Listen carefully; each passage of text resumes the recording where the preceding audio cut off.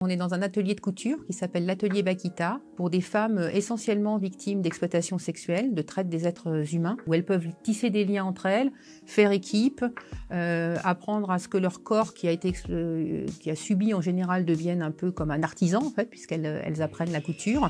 C'était une Soudanaise qui a été kidnappée et victime de la traite des êtres humains par des négriers, donc qui a pendant 5 ans été vendue, revendue, torturée, qui a subi un certain nombre de traumatismes, si bien qu'elle en a perdu son prénom. En fait, elle a complètement oublié comment elle s'appelait.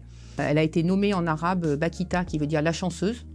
Alors ça peut paraître un peu paradoxal, mais en fait, plus tard dans sa vie, elle dira qu'elle a eu de la chance parce que tout ce cheminement lui a permis de rencontrer Dieu. Donc finalement, même ce nom de Bakita, qui veut dire la chanceuse, donné dans un contexte quand même où personne n'aurait pensé qu'elle avait de la chance, elle l'a pas renié.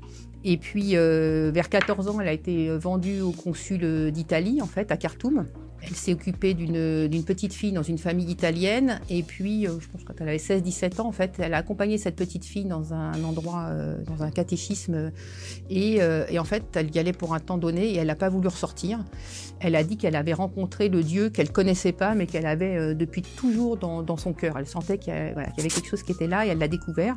Et donc, elle a été baptisée, confirmée, et puis elle est rentrée dans les ordres. Et pendant 50 ans, donc, elle était au service de sa communauté. C'est elle qui accueillait, faisait le ménage, la lingerie et autres. Elle a été beaucoup aimée, visiblement. Puis elle est décédée en 1947. Elle a été canonisée peu de temps après, parce qu'il y a eu beaucoup de gens qui ont reçu des grâces de sa part. Avant de mourir, elle disait qu'elle irait au paradis et que là-bas, elle aurait du pouvoir et qu'elle intercéderait pour donner de la grâce aux personnes. Visiblement, ça a plutôt bien marché. Et cette figure, en fait, qu'on avait choisie comme ça de façon un peu simple, elle leur ressemble vraiment au-delà de cette histoire. Et je pense vraiment à la capacité de résilience, notamment.